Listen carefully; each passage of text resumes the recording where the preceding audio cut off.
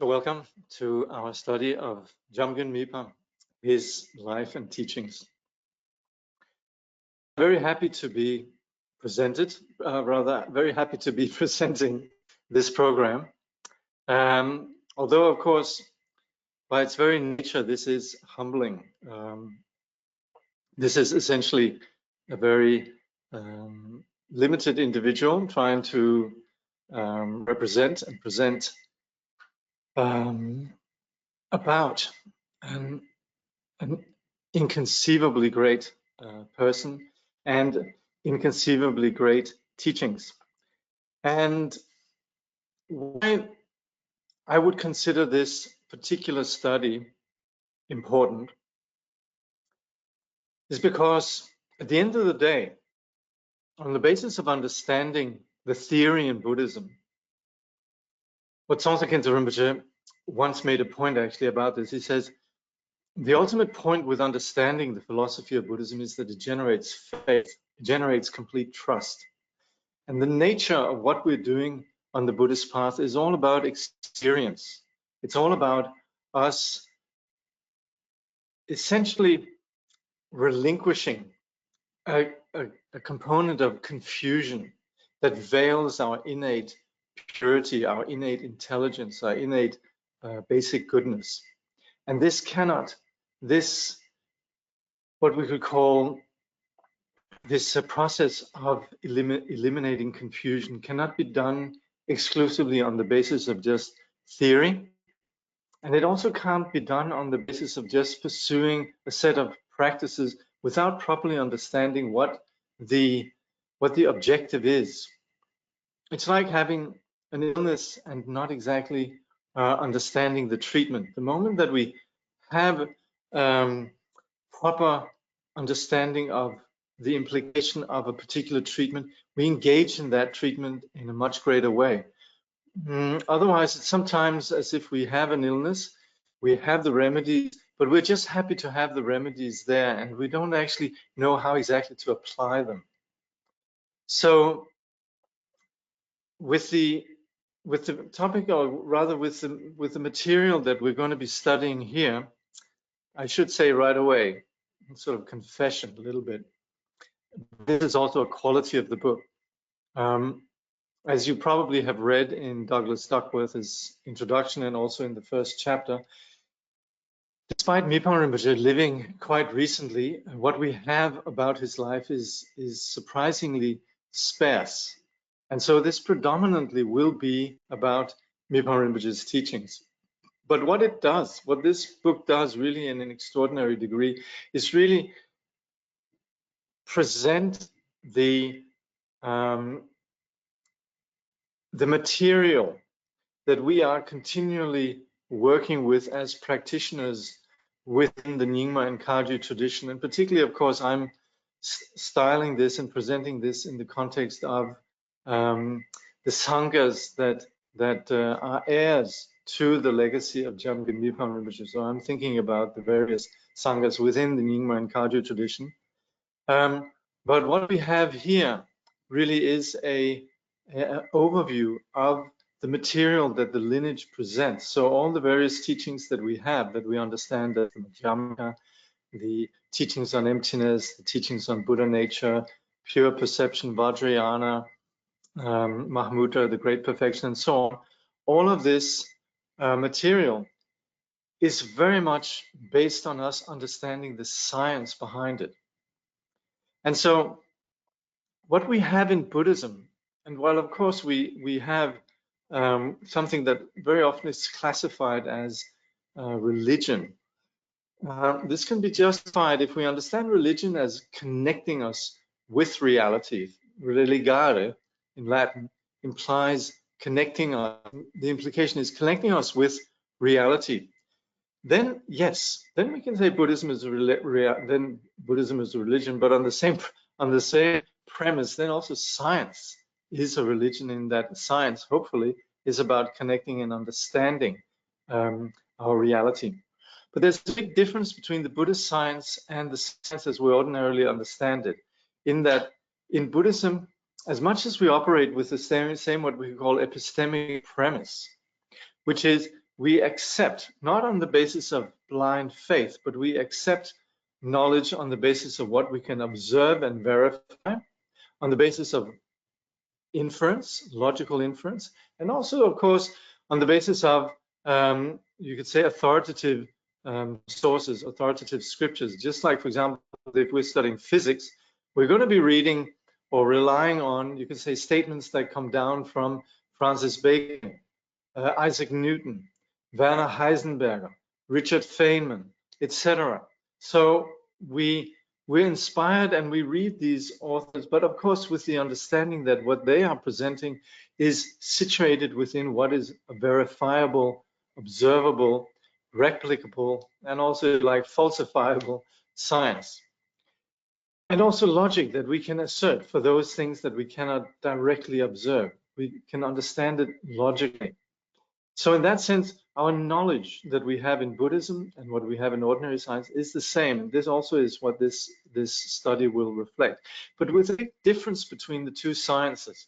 And that is, from the Buddhist perspective, the primary observer of our reality, which is the subject, the observer, necessarily needs to be an integral part of any valid science. So that's where the scope of Buddhist science extends into experience. And that's where we then have a science that is very much about our first person subjective experience. And that, of course, is where you could say there's some differences in the two sciences. But at the same time, once we understand that, and we should, of course, go through our own, you could say, verifications of whether or not we can include first person perspective as valid science, but there are strong cases to be made for that. It essentially means that our understanding of the world is no longer just about an external world out there, but very much tied in with our experience. And as such, we can talk about Buddhist science, if you like, as resulting in two kinds of phenomenology or two ontologies, which is the understanding of where experience goes when it's valid experience, when it's non-deluded experience, and this we could tentatively refer to as enlightenment or nirvana, and where experience goes when it's confused, and that's what we then refer to as samsara. So it's on the basis of understanding and not understanding this that we have Buddhas and sentient beings, those that are, you could say, well, and those who are unwell, those who are suffering. And the Buddha, as a physician, then prescribed a path. And this path is very much enhanced, and you could say very much proceeds along the understanding that we gain from studying what the Buddha said. Essentially, the illness of samsara is cured by the remedy of prajna, the remedy of wisdom that sees through the delusion that is samsara. And this wisdom, this prajna, is cultivated through hearing what the Buddha had to say, just as we might read Richard Feynman, we might read Werner Heisenberger, and we'd gain some understanding about the field that we're researching. So we hear what the Buddha has to say, and then we need to, just like we would go into a laboratory, we would verify the validity of these findings in the context of physics. We also verify the findings of the Buddha through reflecting. And this leads us then to begin an actual process of application, of applied science, of an integration of this insight. But this application is so much more furthered and enhanced and stimulated, and when we have what we call certainty in the view. And of course, we very often have this sort of idea, well, I just want to be a practitioner, I don't need all the theory.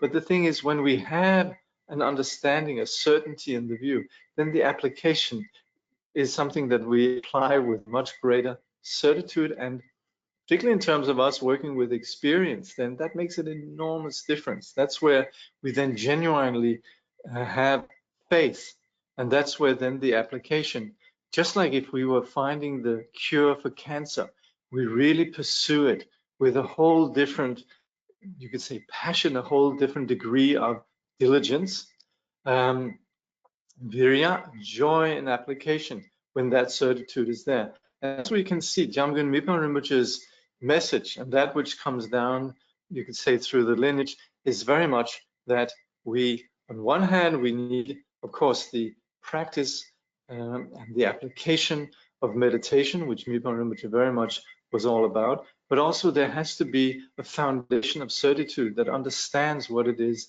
that we're doing right from the start. And so we have these two approaches. One is, you could say, the understanding of the view, and then this enables a much greater application of the practice. So this is why, just a few words of introduction. I'm famous for my not exactly short introductions, but I do think some of these points are really indispensable. This then is why I'm very pleased that all of you are here and following this particular course, because I think this really makes a big difference in terms of our actual application of the path, the practice of the Buddhist teaching. So, and I hope all of you really will be able to, prior to the actual sessions, be able to read the material. It makes a big difference when we've read it. Of course, what I do is bring out some important points, but that's very much as I'm understanding it. And you should be very critical of what I might or might not choose to include in this. So just to be sure, please read the material, and also then, when we go through it, it's going to be, you could say, it sticks more, whatever is being said in class.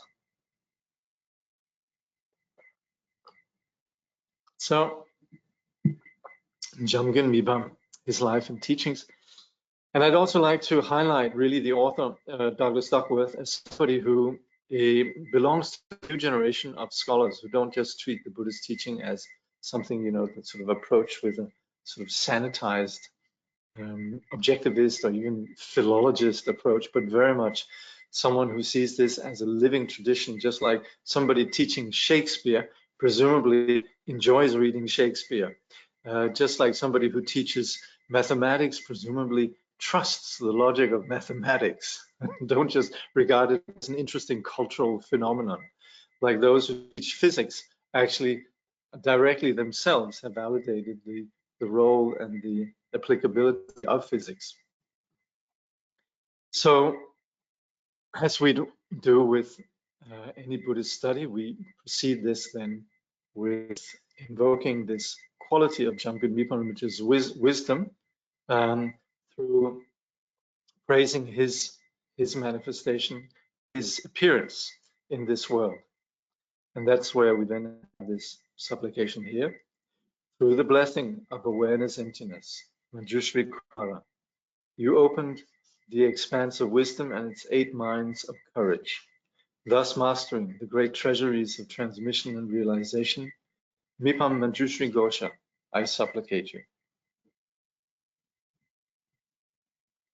So very briefly on Jamgön Mipham's life, Ju is the family he's from, Mipham Namgyal Gyatso. And he lived then from 1846 to 1912. So he was born into this clan called the Ju clan, which was located, which lived probably to the present day in the Derge region. And of course, he was someone who already early on displayed this unusually kind and intelligent disposition. And we say that he memorized Ngari Pension Pema Wangyal's great exposition on the 3 levels of vows, the individual vows of individual liberation, the vows of the Bodhisattvas, and the vows of the Vidyadharas.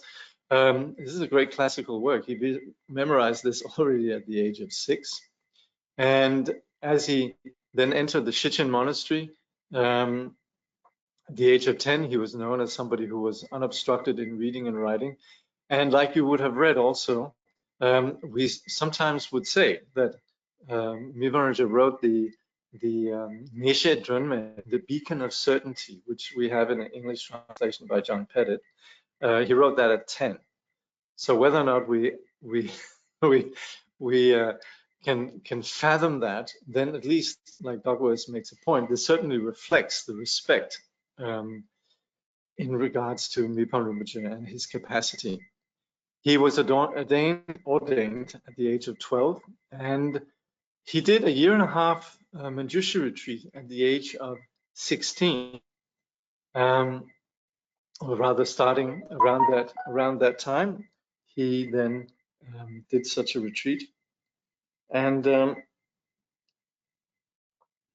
it's said that on the basis of that retreat, for the rest of his life, he had no difficulty in hearing and understanding teachings extremely, you could say, rapidly. This is, of course, something that's reflected throughout his life, and Duckworth also makes this point that Mipham Rinpoche, he mainly stayed in retreat. I sometimes think it's a little bit sad, actually, that we always refer to him as a great scholar, because he really was, above all, a sage. The scholarship lies in that he wrote in between sessions, just like Longchenpa he did. But scholars, we sometimes think as people who spend many years studying, and that's the thing about Mipham Rinpoche, he actually didn't spend a lot of time studying, but on the basis of his, you could say, accomplishment of Manjushri, he then was able to assimilate the teaching in an extraordinary degree. And that is the scope of a sage. I'm sorry, not a scholar. And also his activity in terms of, you could say, writing and benefiting sentient beings through his writings was between sessions. So as such, then we're encountering somebody who is not ordinary.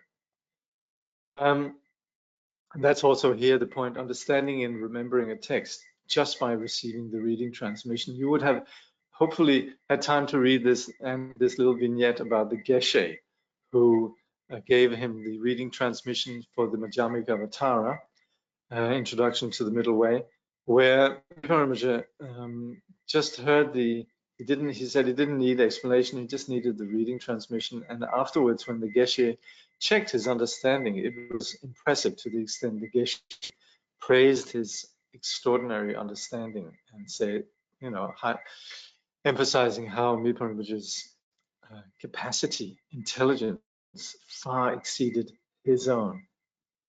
There was a famous political situation, or rather sort of a situation of war on the basis of the Nyarong, a great chieftain in Nyarong, who waged war in the Dega region, prompting Mipham and his family to journey to Lhasa on pilgrimage then. And that's where he visited, I think it was the Ganden monastery, and he stayed there for about a month. And this enabled him really to get a grasp of the monastic approach to scholarship and also debate. It's said that he has read the entire Kanjur, the entire Buddha Vachana 7 times. These, as we know, 108 volumes or 110 volumes are, they're not just your ordinary volumes, they're extremely large.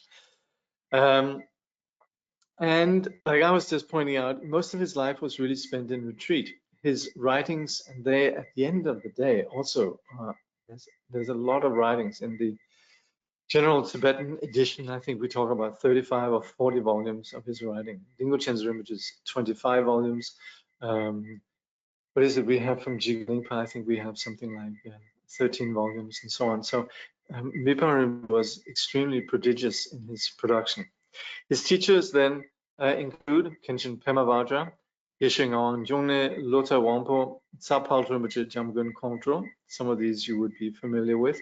And his students then include Shiching Gyaltsap Pema Namjal, Anzon Drupa, Katok Situ, Chöki Gyatso, Lerap Lingpa, Rup Tembi Nyingma, and Khenpo Kunzang Palden.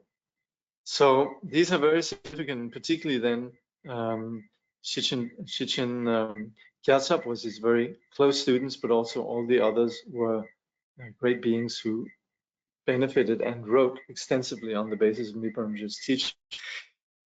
We say that that when Kyabje Dingo Chen's Rinpoche's mother was pregnant, Mipham Rinpoche was, as you have it from the doco, brilliant. Mipham Rinpoche was meditating in a hermitage on the Dilgo estate, and Mipham Rinpoche named Dingo Chen's Rinpoche Tashi Palja when he was already in his mother's womb.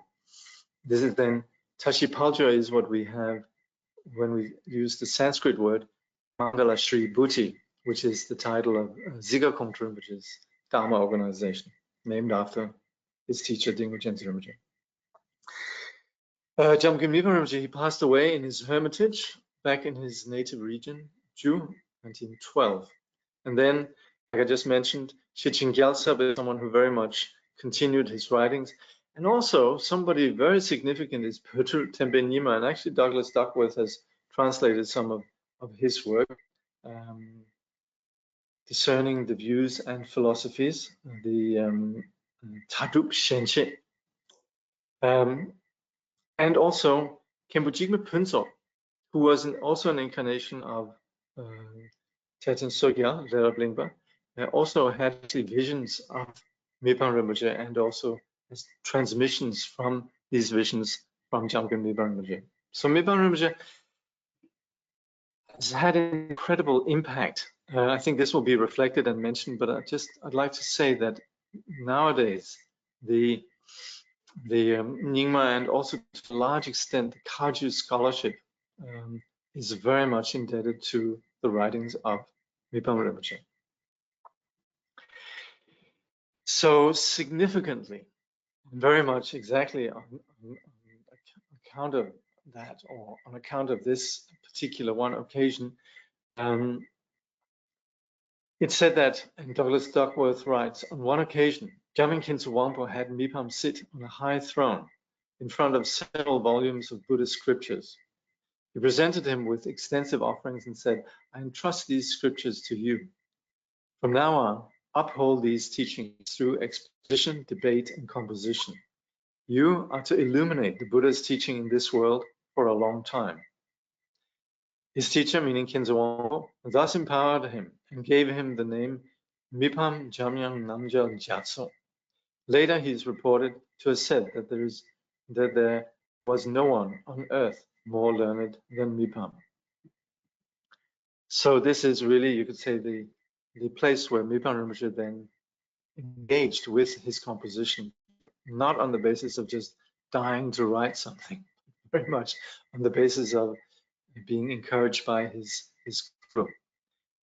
So as such, we can say Mipham Rinpoche very much defines also exactly the view of Jamgön Khyentse Wangpo's writings, or of Jamgön Khyentse Wangpo's teachings. And all, as we know, Jamgön Khyentse Wangpo was a great Rimé master, and he had identified how some of the teachings in the Nyingma tradition, I would say particularly the sutra teachings, the teachings that highlight the particular view that came down from the great master Shantarakshita and the Indian tradition, then going back to the Buddha, as it was upheld by the Nyingmapas, had actually, we would say, had faded into being comparable to a lamp that's painted, a painted butter lamp, and it's something that in itself doesn't exude any light. It's just a representation. And as such, also in the Nyingmapas, when it came to the sutra teachings, very often had to go to other traditions to consult them on certain topics. And this is actually where there was something was lost. And so, particularly also, there was sort of an increasing, say, hegemony or a domination of the views of the Gelug tradition that had taken place. And Jamgön Khyentse Wangpo, of course, while appreciating the teachings that existed in Tibet, so was very keen that the particularities and the great strengths of the various traditions were kept alive. So that's where then he empowered Mipham Rinpoche and implored him, really, or requested him to uphold this teaching. So what we're going to see in this book here is 3 parts. We're mainly just going to look at part 1 and 2. The third are more the translations. And I would say why I'm also emphasizing it's helpful to read prior to the session is that otherwise it could be rather dense material. Just today we're going to go briefly over Mipham Rinpoche's life, and then we're going to go over you could say, the key elements of the Indian Buddhist tradition that informed Mipham Rinpoche's work. So as such, we're going to be going over some material that I think for many people actually is familiar material. And Nicholas Duckworth does make it very straightforward and accessible. But like I said, it probably could be helpful if you prior to the session or the class that you read up on it. Anyway, don't in any way be intimidated. And of course, what we're just going to do here, if this is a new material, we're just going to go over this in broad strokes. And hopefully, that's of course my job, is to render this interesting, and so that you'll be, you could say, keen to follow up on this. So the first part of the book is then presenting context, Jamgön Mipham life, and about really the implication of scholarship here, which is about really its relation to the actual application. So we're combining the theoretical science with the applied science. And then some important features of Indian and Tibetan Buddhism. So that's the first part. And then we'll be going more into Jamgön Mipham, you could say, main work, the major themes that he covered. And again, this is my point, is this is so relevant for us who are students of the Khyentse Rinpoches, who are students of the Nyingma and Kagyu tradition nowadays. Very, very helpful. When we begin to see the view and understand the science of this, it creates such a joy to actually understand our perceptions in our world and how we work with the path. It enables us also to see the brilliance of the methods of the path, particularly the Vajrayana. And there'll of course be some discussions around the presentation of Shunyata, how we can understand the absence of confusion and how reality, you could say, exists independent of our confusion, which is then of course the teachings of Shunyata. There is then, you could say, some interesting differences in the approaches in the various Buddhist traditions, which is not really the differences are not really a problem, but they actually enable us to sort of, you could say, understand the view better in, you could say, in contrast to the other views. So at the end, then there's some translations. So part 1, life in context.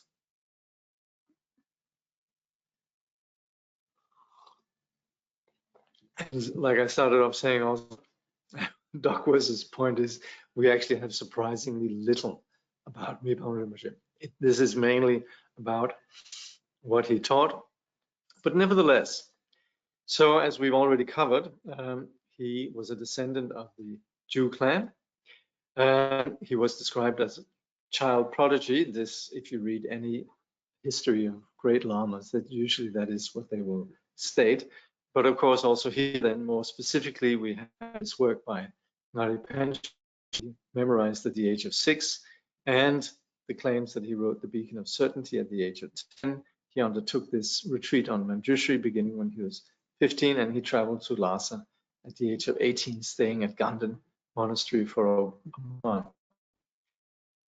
So then Mipham just spent most of his life in retreat, writing in his breaks. Actually, I remember visiting Dzogchen Monastery. If you go above Dzogchen Monastery, there's a plateau above. It's sort of between Pematang and the main monastery. But up there, you have that paddock where Paltru Rinpoche introduced Nyoshu Khenpo to the nature of his mind. You might remember this anecdote where he says, "Do you hear the dogs? Do you see the sky, the stars in the sky? Do you hear the dogs barking down at Dzogchen Monastery?" And on the basis of this, then Lungtok had his introduction to the nature of mind. But right next to this little field, this little paddock, it's a big rock. And in there, at least when we were there, the monk who was showing us around said that Mipham Rinpoche did a retreat 12 years under this rock. So of course there's a little bit of a wall that gets built down, but that's one place that Mipham Rinpoche meditated for 12 years. Anyway, he practiced a lot, and these writings came about due to his breaks. And of course, like I also mentioned earlier, it's due to his spiritual accomplishment that he didn't have to sort of sit and pore over books like one would very often do in the Shidras. So, and then there's this anecdote about him understanding and memorizing the Umajupa, the Madhyamika Avatara, just on hearing the reading transmission. I apologize, I'm going a little bit repeating here, but anyway. Mipham received the transmission of both Nyingma and the Sama traditions, and despite, we very often hear about the sectarianism in Tibetan Buddhism, but actually there was a lot of crossover and a lot of learning, studying both traditions. And certainly Mipham studied both these traditions. He said in the earlier part of his life, then he found the Nyingma teachings quite difficult to understand and the Sama teachings much easier. And it was later then he really realized how profound the Nyingma teachings were. He understood then that these teachings had such incredible value. His work, his output covered the fields of medicine, astrology, logic, poetics, and of course then mainly the inner sciences, which are then the Buddhist teachings, the teachings on sutra, the gradual, you could say, rational, logical approach of the sutra teachings. That is where we in the modern world actually benefit a lot from the, you could say, the logical nature and the rational nature of the sutra teachings, and also mantra teachings. But mantra teachings are more subtle because they're taking, you could say, wisdom, that which is inconceivable and not understood by the ordinary logical mind, taking that as the path. And that is where the mantra teachings are particularly profound. But of course, we often hear about Mipham, how Tibetans would say, oh yeah, he invented the airplane. He just thought it wouldn't be useful. Also, he wrote on topics like gunpowder. Also, what you read about Mipham is that he wrote a commentary on the Kama Sutra. This is despite him being a celibate monk. This teaching, Döpe Tenche, which of course later Gendin Chimple, he would say, yeah, Mipham, he wrote his commentary on the Kama Sutra on the basis of his great knowledge, but he didn't quite have the experience. And then Gendin Chimple proceeded to then experience everything the Kama Sutra talks about. But anyway, Mipham is then regarded universally as this incredible polymath, this great enlightenment person. He was one of the three Jamgöns of Kham, together with Jamgön Kongtrul and Jamgön Khyentse Wangpo. I would like to say, just as an aside, Duckworth, and this is of course also writing in slightly in academic and contemporary context, he refers continually to Mipham as someone who's a little bit been drilled by the injunctions of my teachers. I don't quite feel comfortable just referring to him as Mipham. And so here you'll notice I'm trying hard to either refer to him as Mipham Rinpoche or Jamgön Mipham. He's after all somebody quite special. Anyway, I have no doubt that Duckworth has a supreme respect for Mipham Rinpoche, and it's really just on the basis of the particular context that he just refers to him as Mipham. So as we saw, Jamgön Khyentse Wangpo empowered him as a holder of the teaching, naming him Mipham Jamyang Namja Gyatso, undefeatable ocean, gentle melody, victorious overall. So that's also the point I mentioned here just now. He found the Nyingma teachings rather hard to understand earlier. Later, he appreciated their profundity.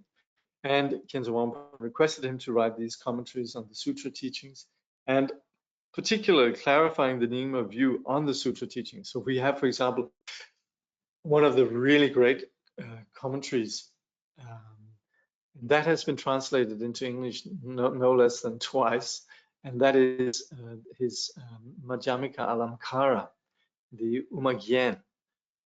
And that has been translated into English as the adornment of the middle way from Padmakara, and the, what's it called, the delight of Manjushri, or something by Thomas Doctor. Both excellent translations. Anyway, what was significant about Rinpoche is that he could identify, and this is very helpful. Whenever we have, you could say, a situation of some discussion, some dialogue, some dialectics, this enables us to begin to understand much more a particular subject.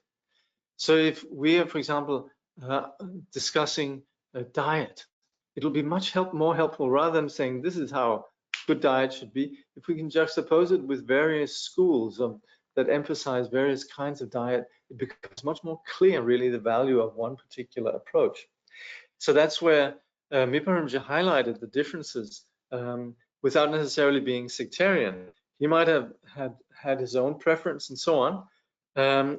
Of course, he would say some approaches can be more valid from a particular point of view, but at the same time also very much seeking really a synthesis and a validation of the various traditions. So we never have any rudeness in Mipham Rinpoche's writings. He doesn't call you could say the opponents or those whose views he might be refuting or disagreeing with, you could say uses rude words, which is sometimes happen in some of the debates. Anyway, he did write a chapter on the 9th chapter of the Bodhicharyavatara.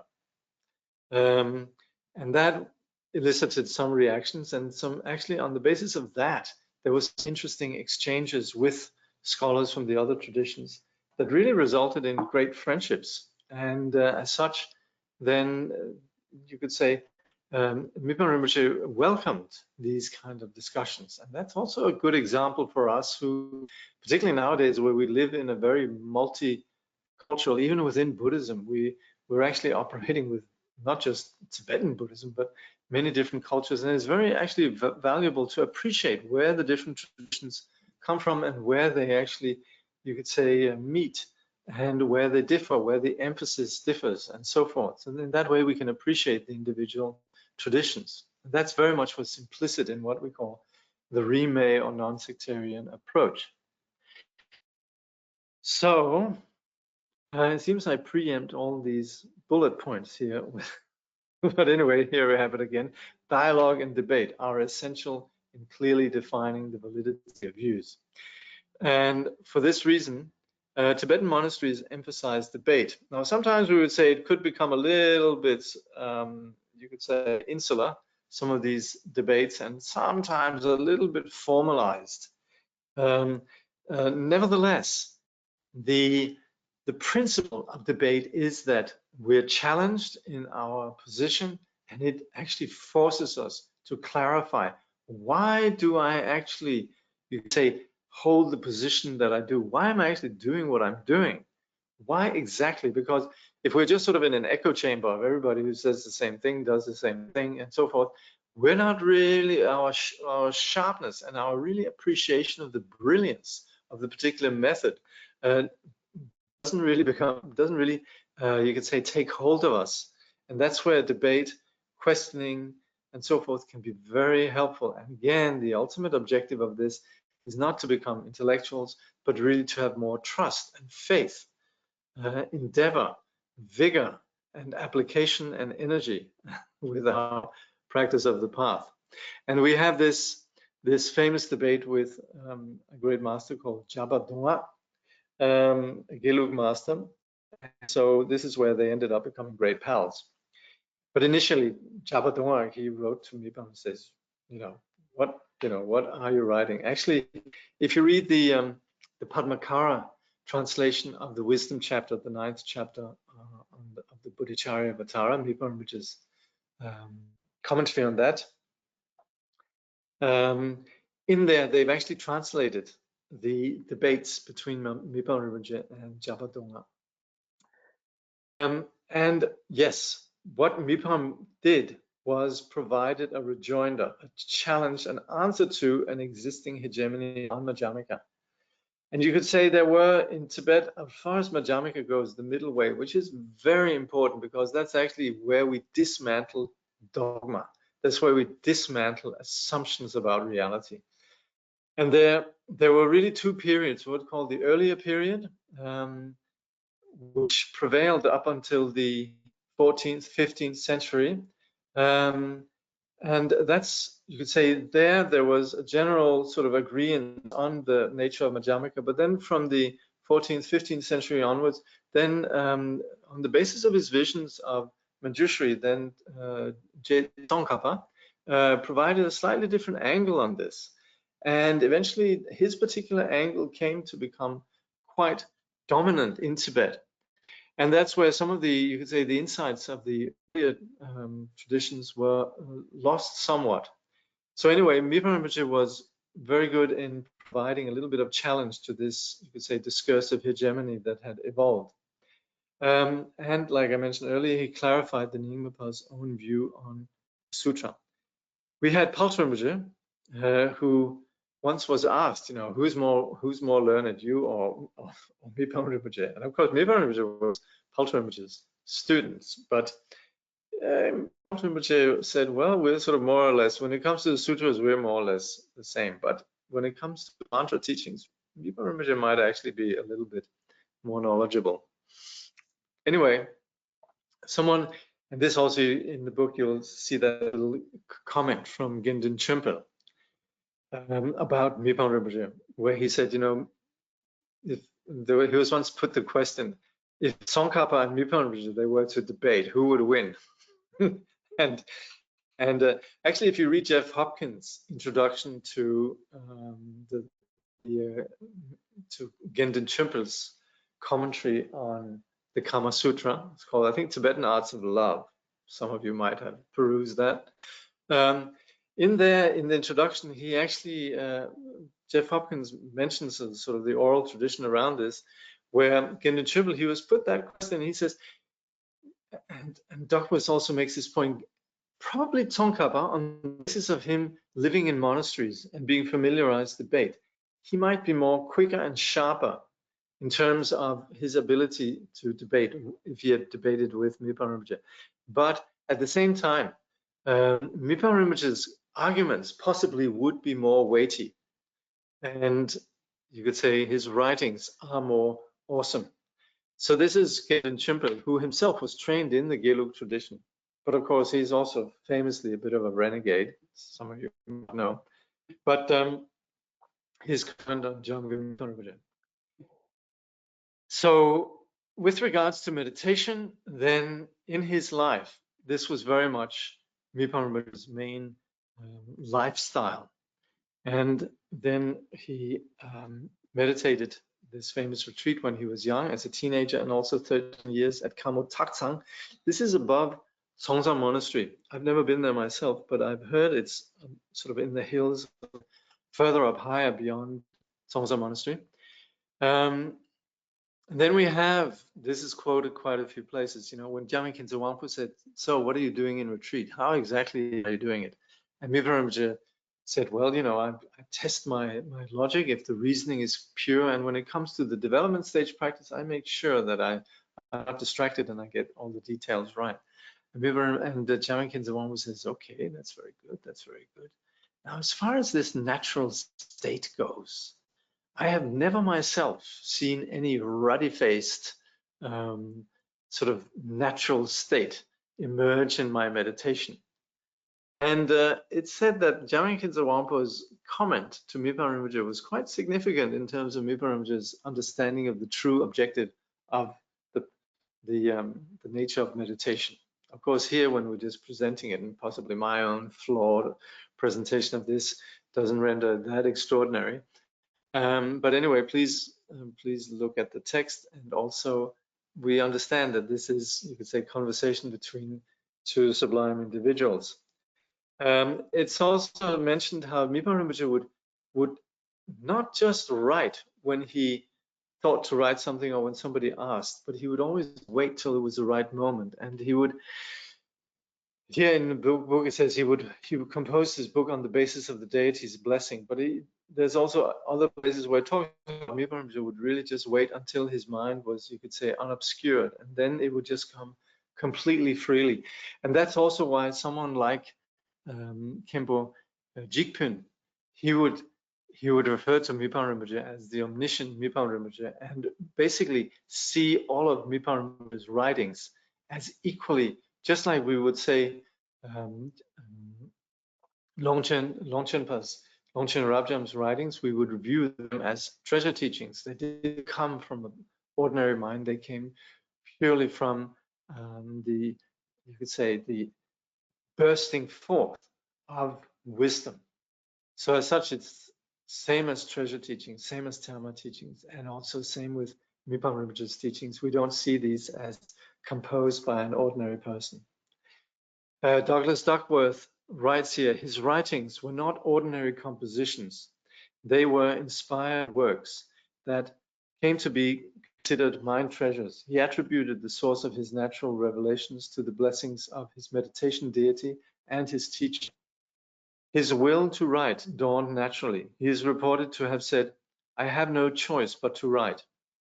It is interesting to note that the rich depth and evocative beauty conveyed in his works, as well as the manner of their composition, reflects the style and content of the effortless great perfection. And this is also an important point that we'll see. Mipham Rinpoche, while Longchenpa was very much about teaching Dzogchen, and as such, as he was teaching Dzogchen, he would draw on, you could say, the general Buddhist teaching, the sutra teachings, whereas Mipham Rinpoche, he would explain the sutra teachings, but continually drawing then on the Dzogchen perspective. So that is where also the sutra teachings that we have then continually reflect, as Duckworth is saying here, they reflect the style and content of the effortless perfection. So that was a little bit about Mipham Rinpoche. Now, for us to approach this material, we talk about Indo-Tibetan Buddhism. And something that is significant is that the Tibetans would always view their Buddhism as that of India. Tibetans never talk about Tibetan Buddhism. They'll sometimes refer to the Buddhism that we have in Tibet and so forth, of course. The Tibetan lineages, not as if they also are not blind to the qualities of the great sages that emerge in Tibet, but basically going back to the likes of Sakya Pandita, there was a very great emphasis on the validation of Buddhism as really premised on that it being authentic Indian Buddhism. So this is where the Tibetans always really refer to India as the Holy Land. And I always think that we're not sort of becoming romantic or idealistic and so on. We are a little bit in the similar situation when we then refer to where we receive the teaching, which is in this case then the Tibetan tradition. So that's where sometimes this sort of you could say somewhat premature jumping the gun, saying let's have a modern Buddhism or a European Buddhism or Danish Buddhism or American Buddhism might possibly be a bit premature and not necessarily called for. And so the background that you could say we have for our Buddhism harks back to India and in our case also then Tibet. So Dr. Duckworth writes here at the beginning of this chapter, he says, Tibet looks to India as a source of the authentic teaching of the Buddha. To understand Mipham's view and the contribution he made to Buddhist thought in Tibet, it's important to be familiar with the background of Buddhism in India. We should at least be aware of some central points concerning the way Indian Buddhism is generally understood in Tibet. After all, Mipham said that his Nyingma tradition of early translation is nothing but the stainless word of the Buddha and the scriptures of the 6 ornaments and their followers. The 6 ornaments refer to the 6 prominent Indian commentators on Buddhist scriptures. This chapter introduces significant features of the work of these figures as they are relevant for understanding Mipham. First, we will look at the words of the Buddha. So, what do we have from the Buddha? We have what is known as Buddha Vachana, what's now these days the objective, the ultimate objective of this great project that we call 84,000, the Buddha Vachana, the words of the Buddha. And so when we think of Buddhism, then this is all goes back to the Buddha, and everything that everything we have in Buddhism comes from the Buddha. There might be some clarifications that happen, like from Nagarjuna and Asanga and so on, but all of this unanimously refers back to what the Buddha taught. Doesn't matter if it's sutra or mantra teachings.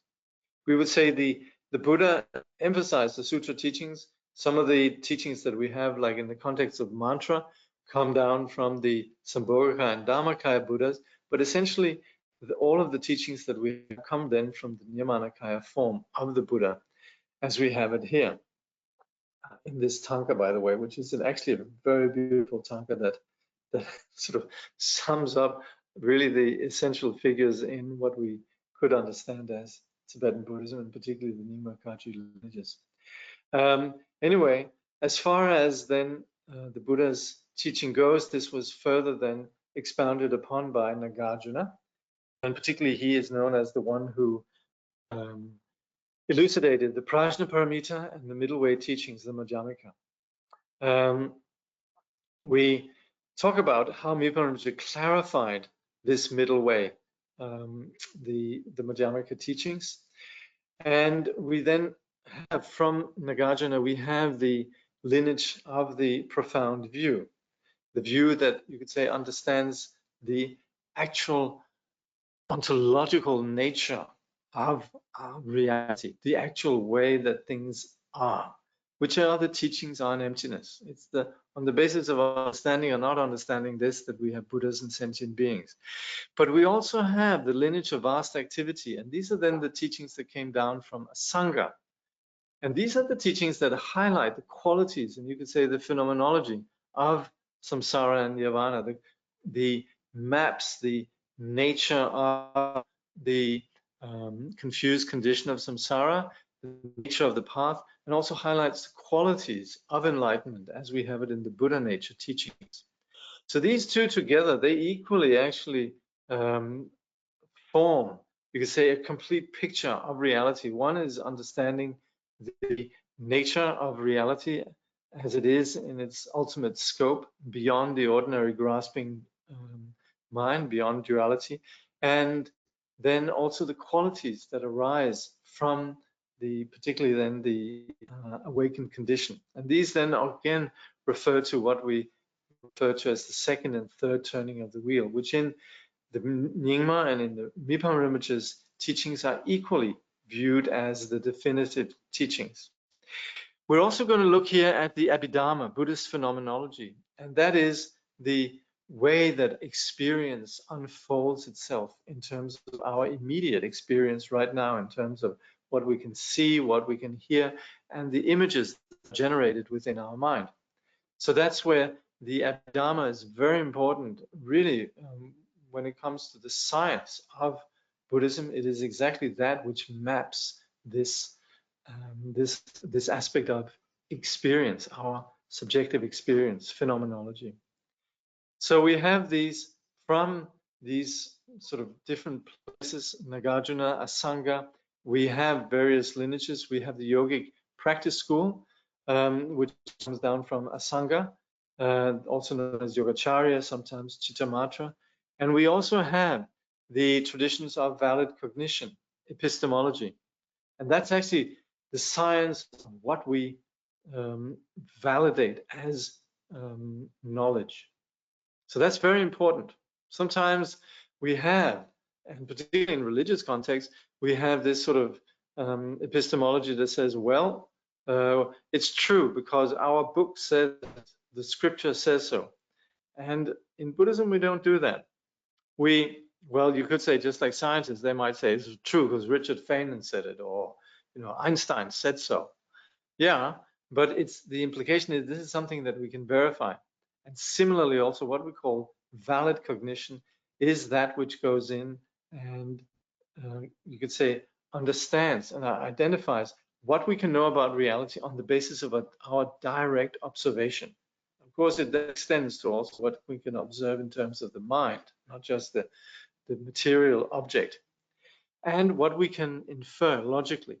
But that whole, you could say, science around knowledge is then what we call pramana or valid cognition. And these are two masters there, Dignaga and Dharmakirti. So at the end, we have a synthesis of these traditions. And that's where there's an overview here from Douglas Duckworth about the masters that were important to Jamgön Mipham Rinpoche. Okay, let's see if we'll get through all of this tonight.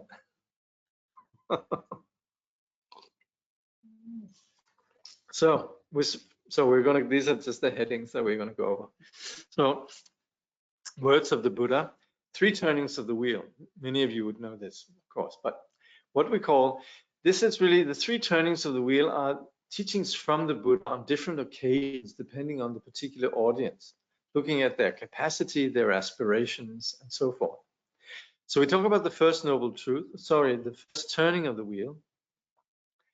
And these include teachings on the Four Noble Truths, the teachings on what we call the three characteristics, three lakshana, impermanence, suffering, and no self. And then the practice of discipline, non-violence, where we have then the instructions like the Vinaya on monastic lifestyle, the rules for the monastics, and also the rules for lay people. So that's very much the scope of the first turning. The second and third turnings, they of course still are based on the first turning. They don't stand in opposition. They build on the first turning.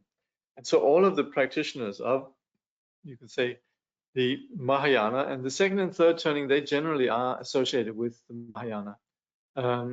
These then are founded on the first turning teachings, the Vinaya, the Four Noble Truths, and so forth. But in there, we have then the Mahayana teachings, the Mahayana sutras, which not all traditions actually accept. For example, the Prajnaparamita, the teachings on the Avatamsaka, and so forth. These all emphasize bodhicitta. And bodhicitta is then engaging from the very start this enormous scope of the bodhisattva mind that is not about exiting samsara into, you could say, ultimate comfort zone of cessation, ending the suffering of samsara, but rather seeing the delusional nature of what drives samsara, then going beyond that, arriving at what we can call the enlightenment that does not abide in any way, then spontaneously there is the selfless acts of the bodhisattva. And that is combined then with the insight that sees through the fundamental delusion of self altogether. So there's a greater vision that's basic to the Mahayana, and greater vision than that we sum up in the term bodhicitta. But is then the view or the understanding of the nature of reality as emptiness, and then also the action, the resolve of serving sentient beings. So as such then, its objective is beyond the personal cessation of suffering, the arhathood, and instead it is the complete attainment of awakening, ultimate Buddhahood. So this kind of enlightenment is referred to as non-abiding nirvana. We would say the Buddha does not abide in confusion, in samsara, and also the Buddha doesn't abide in just the personal condition of peace, which we could maybe call the smaller nirvana. But as such, the greater enlightenment or the greater nirvana is that which out of wisdom is free from the confusion that holds or keeps one in samsara, and also free from the self-centering that could keep one in nirvana, just retreating into one's own personal peace. And as such, we would say, due to compassion, then the Buddha manifests. So we would say, particularly we would sometimes say the bodhisattvas, they fear samsara, but they fear even more nirvana. You can say there's good reason to fear samsara, but the thought of simply retreating into some personal peace while sentient beings are suffering is even more scary for the bodhisattva. So as such then, enlightenment is understood as that which is beyond both the beyond both samsara and nirvana. So as far as the first turning of the wheel, like I mentioned before, everyone is in agreement with that. Everyone understands the Four Noble Truths, the Trilakshana, the three characteristics of impermanent suffering and no self, dependent arising, and so on. But when it comes to the second and the third turning, then there are some differences with the way that one understands the ultimate nature of reality.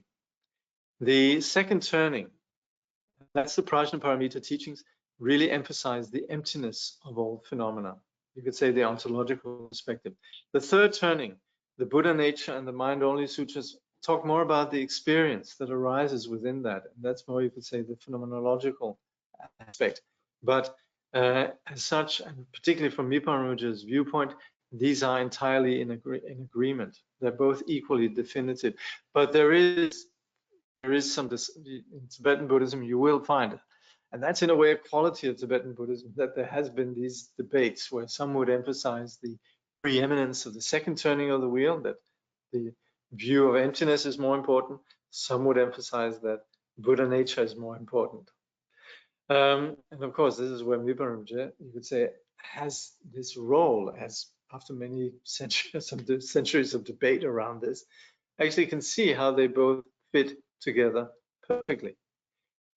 Bottom line also with regards to this is that all schools agree on the practices of ethical conduct and the practice of the Bodhisattva path. So you everywhere along the lines of Tibetan Buddhism, you have the emphasis on the value of the monastic lifestyle and in general ethical conduct, as well as the value of the general Mahayana teaching, the 6 paramitas and so forth. So all schools accept the words of the Buddha, and the lineage of reading transmission is intact. This is also significant, actually, in that the Tibetans very much see themselves as custodians of this Indian heritage and really have emphasized so much that no lineages were lost, including lineages of actually hearing the spoken word. So we would say when initially all the Buddhist teachings were compiled, these were various students of the Buddha who then simply spoke, "Thus have I heard." And when this then was written down, then those who wrote this down, they read this to others and so forth, down to the present day, this lineage of reading transmission, and also from the other works, the Shastras, and also the commentaries that you later had, the Upadeshas. These are, in general, the lineages are intact. So now what happens is with this enormous body of you can say academic body of the Buddha's words, the commentaries and so forth, and also the pith instructions, then the monastic studies and the colleges and so on, they of course they have the original sutras and they would occasionally read these, but the studies themselves tended to be more about the commentaries, you could say the exposition of later masters, which were really intended to clarify what the Buddha had said in the language of the particular context. In this case, India down through centuries, and of course, similarly also in Tibet, to a large extent, just like we're studying Mipham Rinpoche and many, they would study the works of, say, Chögyam Trungpa or His Holiness the Dalai Lama. There is this emphasis on commentaries and expositions that are articulated in the particular language of the particular cultural context. So a little bit about Nagarjuna, who's said to have lived in the 2nd century Common Era. His life, again, not someone ordinary. Anyway, he is accredited to having revealed the Prajnaparamita Sutras, which were in the, you could say, which were held by the Nagas, but all across Mahayana Buddhism, actually, everyone agrees the authenticity of the Prajnaparamita Sutras. And particularly then, he clarified the Madhyamika middle way in terms of the view. Now, Douglas Duckworth also points out, when we talk about the middle way, we sometimes think of this in terms of, well, there was Buddha's initial time when he was in the palace and sort of his very hedonistic experience as being a prince. And then he later embraced the style of ascetic, but also rather extreme. And then we would say when he finally actually accepting this curd and rice from Sujata, that he actually found the middle way. And that we would say is how we often understand the middle way. So that between the extreme of, you could say, worldly indulgence, sensualism, and then extreme asceticism, he then found a middle way. So that's how we would explain the middle way in terms of conduct. But there's a more subtle middle way, which then is identified with the view, and that is, again, you could say, the dismantling of all conceptual positions. And that is the beauty of what the Buddha taught. But it said that Nagarjuna really clarified this. It's thanks to that that in Buddhism, you actually, in principle, of course, it might happen very easily. It probably happens all the time. But in principle, what is the intention of the Buddhist teaching is the freedom from any conceptual position, any retreating into fundamentalism, opinionatedness, and so forth. And that is the objective of the middle way teaching, to actually understand that any conceptual position necessarily becomes a cause of suffering, because it consolidates this addiction to having a particular viewpoint. Now, it's not just about intellectual views, but it's also the, you could say, innate conceptual ignorance that clings on to the, you say, insecurity of self. So in this way, the middle way, when we understand it as the way of the view, it's very subtle. We also talk about a middle way in terms of practice, and that goes back to the anecdote around the Buddha's student Shauna, who came to the Buddha and said, you know, I really try hard to meditate, but when I try to meditate, it just doesn't work. So then I give up. And the Buddha said, you're falling into being too tight and too loose. He says, what did you do before you became my student? And he says, well, I used to play the, I can't remember, tambura, vina, or sitar or something.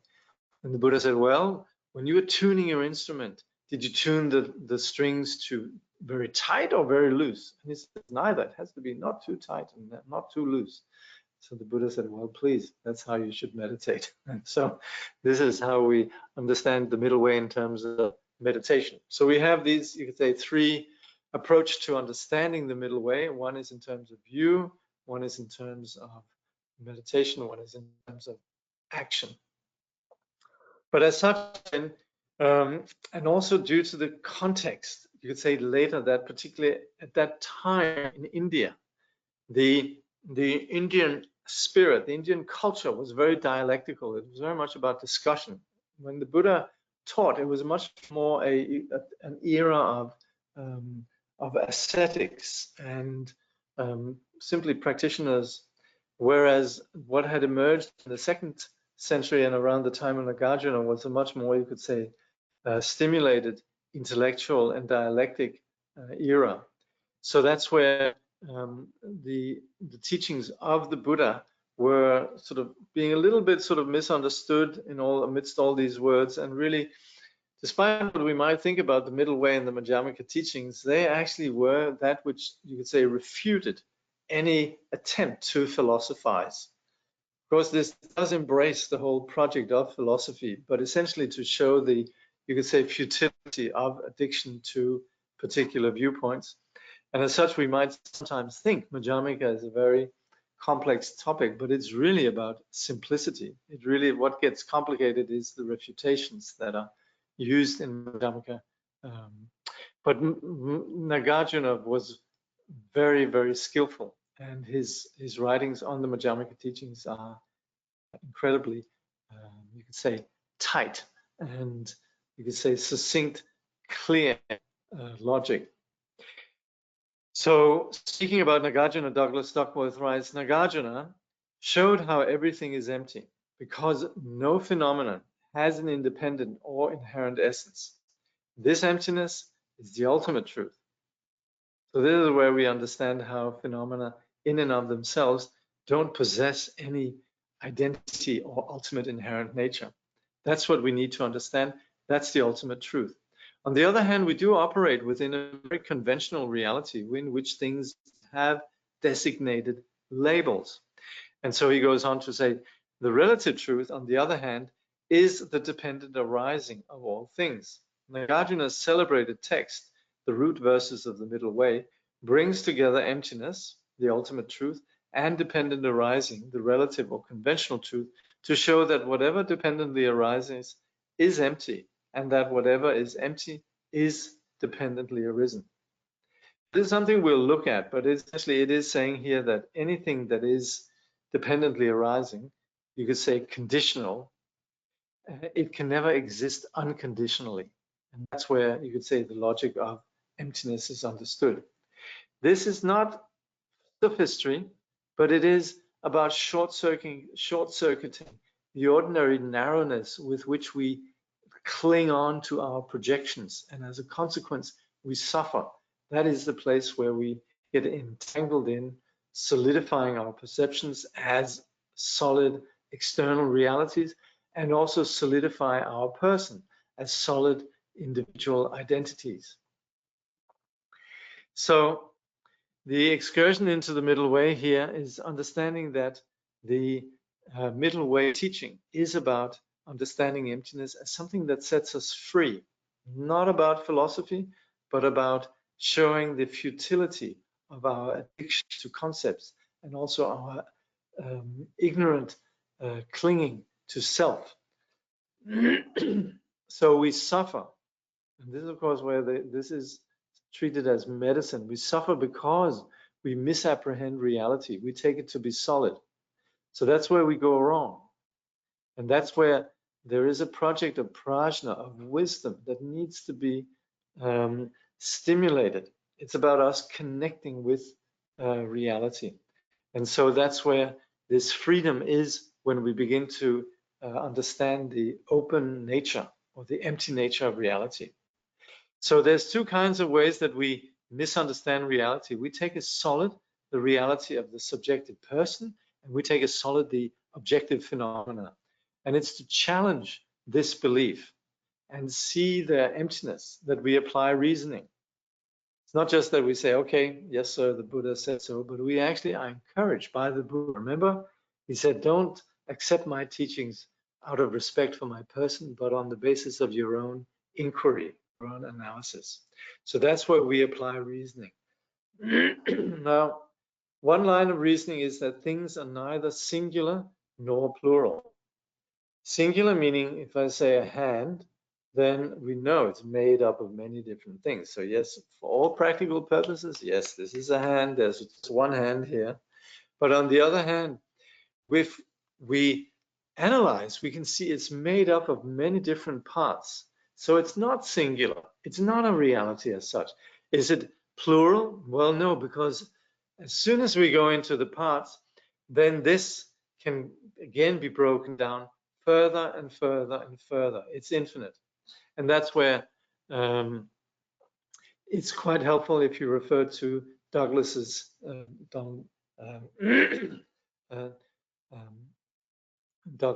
Duckworth's presentation of this, because he makes a very important point. He says, for us to talk about plural, there would have to be many singular entities, you know? Were there many people in the room? Yes, there was 5 people. Well, then we say there was a plurality of people there, right? But that means there's 5 individuals. But as far as the building blocks of our reality goes, we will never come down to, and of course this is inherent in modern physics, the idea of there being a solid building block. But even that, we would say, has an up and a down, a left and a right, a south and a north. And as such, really are only, and this even physics themselves would acknowledge nowadays, they're really only placeholders for, you say, the functioning of a phenomena.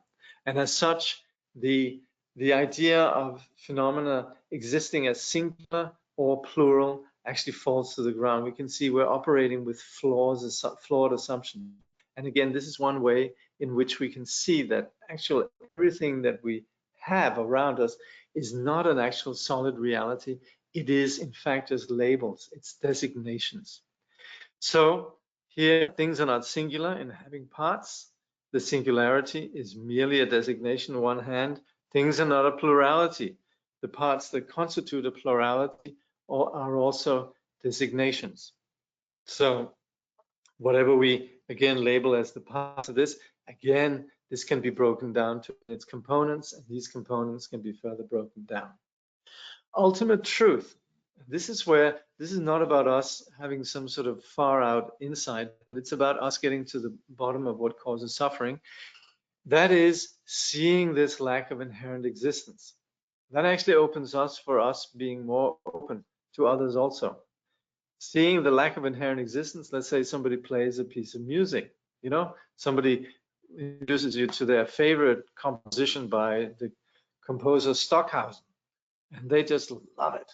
And you just wonder, this is rather odd music, or they might really like Schubert or Johann Strauss or what have you. And everybody disagrees on whether they like this or not, but nobody can actually agree. Nobody could say, this is good music or this is bad music. It's all about the perceiving subject. And that's where our labeling and the way that we react to our phenomenal world is very immature if we begin to attribute inherent existence to these labels that we have. So relative truth, of course, we might have to have this, we might have to have these labels. This is my hand for all practical purposes. Relative truth are the labels we apply to things, such as me and the world around me. So Douglas Duckworth says, although these labels help us to organize and make sense of our world, attributing true reality or independent existence to our projections, particularly the false conceptions of me and mine, leads to suffering. This is why the understanding of emptiness, that nothing is independent and singular, is so important in the Buddhist tradition. This is something that we gotta sort of make friends with this. This is something that's very important. All the various methods that we apply on the Buddhist path are intended to facilitate us not only understanding, but also experiencing and realizing this you could say, insight. Furthermore, without a singular thing, which is the basis of what is plural, there can be no plurality, right? Any, you could say, component of what is a composite, any component can be further broken down. And so in that we can never find a singular thing that is the basis of what we could refer to as a plurality. Plurality wouldn't necessarily mean that there were a lot of single units there. They're not. So there can be no plurality. What is singular only in dependence on its multiple parts. And nothing, when carefully analyzed, can be found that is independently singular apart from its parts. Moreover, singular things are not only dependent on a plurality of parts, they are also dependent on their designations, the labels we give them. Other than the designations of words and thoughts, nothing truly singular can be found anywhere.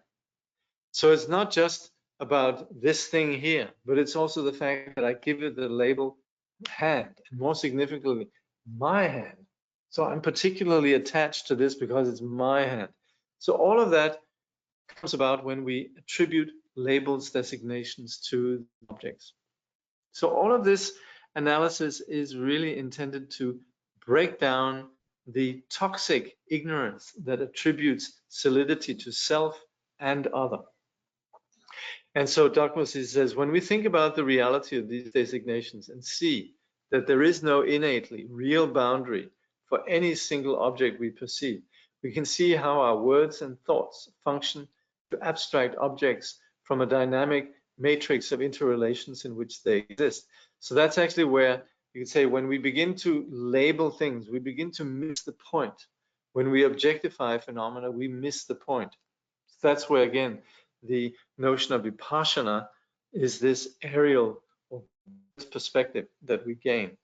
Examining the nature of phenomena, which is then what we're doing here, in this way allows us to loosen our fixation on the reality of the world and helps us to get a sense of the meaning of emptiness and the truth. So that's where we can begin to understand the views of others. So if you belong to a particular political conviction, you should go and hang out with the other people and see how they see things differently. So we can apply this reasoning in the findings of physics. Of course, we do that. We can see how physics themselves also would break down things into their components. And physics helps us to understand and navigate physical reality, but it does not address the subjective confusion that constructs solidity in what lacks solidity. And that's where you can see there is a place in which the observer is lacking within the modern science. As for us to talk about a real science, we'd have to take in whole aspects that construct our particular data.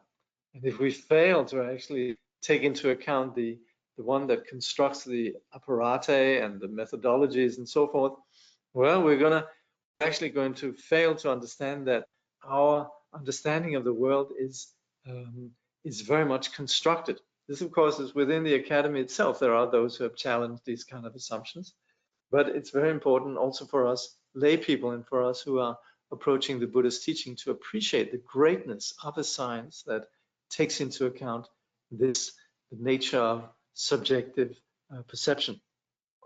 So Douglas Duckworth says, anything we analyze in terms of its ultimate status lacks essence and is empty. Hands, chariots, and cars, as well as wisdom and nirvana, whatever phenomena there are all empty. Through understanding emptiness, our sense of self as a bounded entity, separate from other, withers away. So that is where you could say in modern phenomenology or the modern understanding of the world, there's sort of the physical thing. And then when it comes to the subjective experience, it's like, well, we just leave it as it is without really examining that either. And so that's where we actually, in the modern context, we're stuck with some givens that are not necessarily that given, namely the notion of self and other, the sort of duality. That's almost like that's just there. Of course, it's a very fragmented field, and there are many who would be, say, making some interesting observations around the constructed nature of the self and so forth. But essentially, the point that's being made here is really that ultimately we have a greater insight in reality, the degree to which we're no longer bound by the rigidity of this duality of self, others, this and that. In the Heart Sutra, then it said, thus, Shariputra, all dharmas are emptiness. There are no characteristics. There is no birth and no cessation. There is no impurity and no purity. There is no decrease and no increase. Therefore, Shariputra, in emptiness, there is no form, no feeling, no perception, no formation, no consciousness, and it goes on. Essentially going through what we call the skandhas, the dhatus, the ayatanas, as well as also the Four Noble Truths, and the very nature of the confused mind and the very nature of cessation, wisdom. So that's where the Heart Sutra makes the point that the objective reality that we're always engaged within, it actually, there's nothing about it that we can objectify as ultimately existing. So that's why you can say chanting the Heart Sutra is just like if we're sitting in a movie and we get caught up and there's somebody who says, hey, get a grip, it's just a movie. It actually reminds us, oh yeah, there is no solidity in these perceptions. There is no solidity in the one that perceives. So that's where we chant the Heart Sutra a lot to bring that point home. Now, unity. This is Songjok or Yuganada. This is to understand that appearance and emptiness, they're not two different things. The very nature of appearances is that they are composed of many different components, which again can be endlessly broken down, and yet there is appearance. So it's not like we're just stuck with nothing. And that's sometimes where the modern idea of deconstruction, in that it invalidates former understandings of solidity, etc., very often could lead us to a nihilist view. This is rather insidious in modern and postmodern thinking. But the point here, what we have in the Buddhist context, is they're equally valid. Emptiness is no way blocking phenomena to take place. Everywhere we have appearances, and yet all these appearances, there's nothing about them that can be grasped. So the point is that any phenomenon is empty, yet its appearance, which is there, is not other than this emptiness. So nothing really moves from its very, you could say, intrinsic nature, which is ungraspable. A cart cannot be found in its part, yet the cart does not exist outside of its parts. Excuse me for confusing cart and cars, but anyway, the point is that we cannot sit there with a part of a car or a mouse or whatever and say this is the car, this is the cart. On the other hand, we're not going to find the object other than in these parts. And then he gives the example that if you remove grains from a grain heap one by one, when is it no longer a grain heap? The point is, we're just using designations. We're just using labels for these relative phenomena. That's an important point. There's never any absolute place in which something is solidly something and solidly not. So it's important that we actually spend time on this, ponder this. Of course, we'd maybe like to just hang out with the great gurus, and there's sort of a how do you say, a contact high that takes place when we're with the teachers, or when we sit and do our sadhana and it feels so good, and also it becomes a social, let's get together and do a tsop or whatever, and that's where it becomes something which is very nice and definitely sows the seed of virtue and all of that. But all of the various aspects of the Buddhist path, whether it's the sutra teachings, the shamatha vipassana, or it's the mantra teachings of pure perception, development, and completion stage, all of these are all about dismantling our assumptions about this solid reality and introducing this vision of unity. So essentially, what we're talking about here in terms of the nature of our reality, then, which we're integrating in terms of just understanding it from the point of view of the view, is that ultimate truth is lack of some essential heap. Relative truth is the designated heap when we talk about the brain heap. This recognition is crucial for overcoming the delusion that drives suffering. So if we really want to get to the bottom of what drives suffering universally, this is where we can look at the news, and we can always see the suffering that comes about. It is due to individuals who are driven by this fixation on a self versus other, us against them, and so forth. So Douglas Duckworth says, through reflecting on the dependent nature of things, we can begin to glimpse the meaning of emptiness and learn to see how emptiness is compatible with dependent arising phenomena. Emptiness being absolute truth, dependent arising being relative truth. Thereby, we can understand an important facet of the true truth, that to exist is necessarily to exist dependently, or in other words, to exist is to necessarily be empty. So everything that exists, this mouse that I'm sitting here with and so on, that is something that arises in dependence, and its very nature. I cannot find the ultimate mouse in this mouse. So that's where we understand that for something to exist, it necessarily has to be empty. We would also say if things weren't empty, they would be frozen. Nothing would ever change. It's thanks to the changing nature that I can move my hand, that we can hear each other, that we have the reality that we have. It's a continual web of causes and conditions. Okay. I don't think that I think I'm going to leave this, even though I'm not quite finished with the material. We'll just continue where we left off, but I would still say please read the next chapter, which is, I think it's called Buddhist Identity in Tibet. You can see there's a fair bit more. So for the next time, please read chapter 3, Buddhist Identity in Tibet, and then I'll also wrap up chapter 2. But then again, I would say, certainly if this is new to you, then a lot of value in going over this, because we are actually, you could say, moving through some very important material, and it's quite helpful to get that. Okay, let me just see if there's some questions. Okay. Hey, remember, you can always type in questions. Thank you very much. Someone very kindly expressed gratitude for this, but I would say also, if you have questions, please feel free to type them in, particularly before the end. Yeah. Okay.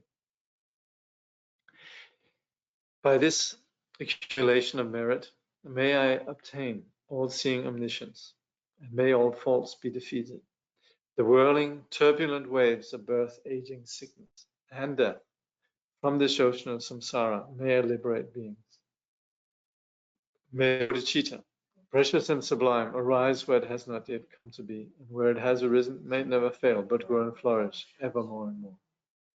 ever absorbed in the display of divine forms and primordial awareness, appearance, sound, and perception in the state of divinities, mantras, and dharmakaya, may I, inseparable from the practice of the profound and secret great yoga, attain within the essence of mind the state of one taste. Thank you very much. To be continued.